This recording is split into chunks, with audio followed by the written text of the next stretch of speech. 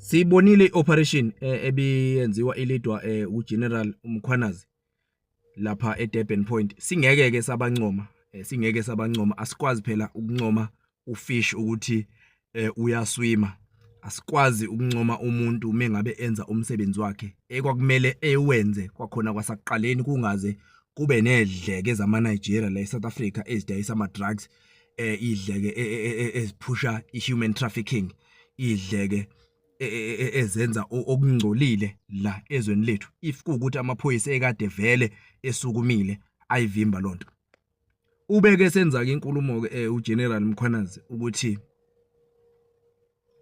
akumele ngabe uCyril Ramaphosa uze ukhipha amasosha ekhona amaphoyisa.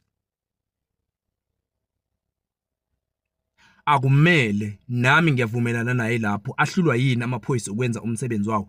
Into ke ilana ke ekumele niyazi bantu ba South Africa, 50% of amaphoyisa la eSouth Africa ayizigebengu asebenza kanye nama Nigerians ukuqhuba wonke lobugebengu obenzakalayo. Amaphoyisa ala eSouth Africa asebenzela ama foreigner awakunikeza ama protection fees. Amaphoyisa ala eSouth Africa asephendulwe aba ama security einkampani, aba ama security ezitolo zabantu abaxhaphaza abantu abamnyama bala eSouth Africa.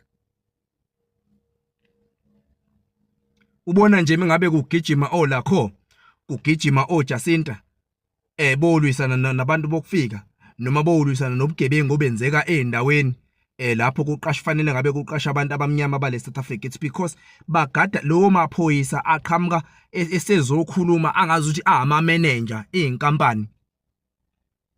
Umsebenzi wephoyisa akusiwo ukukhuluma uvikele inkampani eyenza ubugebengu, inkampani exhaphaza abantu. Umsebenzi wephoyisa ukubheka kuphela ukuthi labo abasuke beze khona bezofaka izikhalazo zabasebenzi basuke besemthethweni yini na, basuke benza into esemthethweni yini na. Hayi ukuthi mina mengabe ngifika laphana ngizokhuluma ngiyinyunyana emela abasebenzi kumele ngilokhuze ngikhulume nephoyisa ngiphikisane nephoyisa. Lazini iphoyisa ngenkampani? Lazini iphoyisa ngomthetho waka labor? Because amaphoyisa asekhokhela ama protection fees ile inkampani zama China, ile inkampani zama India, ile izikhampani zabelungu ezixhaphaza abantu. Ayafumbathiswa asefika manje wona mefika laphana afuna ukuvimba olakho, afuna ukuvimba manje na inkampani noma abantu bale South Africa abalwisana nobugebengu obenziwa abantu bokufika le South Africa noma obenziwa abanye aba-owner izinkampani le South Africa. Amaphoyisa asekhohliwe umthetho awufungela. Iphoyisa mengabe lifika laphana ilakho ilwisana nomqashi, ikhuluma nomqashi ngoba isuka ingalo physically but basuke belwa ngokomthetho besebenzisa umthetho. Akumele iphoyisa livimbi lakho noma lizame ukulwa nelakho noma eyiphi inyunyana kujiye sekuyilona esele actor ngazi li manager yaleso store. Maphoyisa musana ukuyenza lonto leyo. Fusegani ngempela yobafethu ngoba nani ugovernment nithola senenza ubugebengu nje kanje. It's because nayo ugovernment uyanixhaphaza ngamaholo enu. Iphoyisa nje lingene iminyaka kuphele 7-8 years alikaze likhushukelwe imendlela nangelilodwa ilanga. Kukona ukunixhaphaza lokho. Nomelo ubani nokhulunyela ubani nina ngoba anikwazi ukuzikhulumela nina. Anifundele umthetho waka labor, anifundele umthetho wokuba izinyunyana.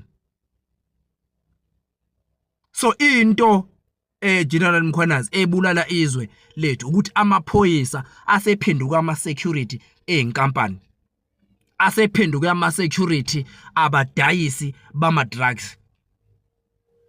Iyona into esishaya ezwe manje nalelo, iyona into eshaya amaphoyisa ale South Africa lokho. Nawo ama security mbala, i-security kumele lambe lofunda lifunda umthetho, hayi lento yokudayiselwa izitifiketi ngoba agcine esengawazi ukuthi umthetho uhamba uthi i-security alibe kuphi. Mengabe ngifika mina ngilethe i-complaint esitolo, angimuzi ugcina sengiphikisana ne-security mina kade kukhona ukuchaphazeka ekwenziwe isitolo sikwenza kumina, senza ubugebengu kumina njenganomthengi. Lona kumele ligade kuphela ukuthi abukho yini ubugebengu engibenzayo mengabe ngiyohambisa icomplaint yami ngihambisa esitolo. Hayi ukuthi ngigcina mina sengikhuluma ne-security as if liyi-manager lona. Livikela umqashi manje.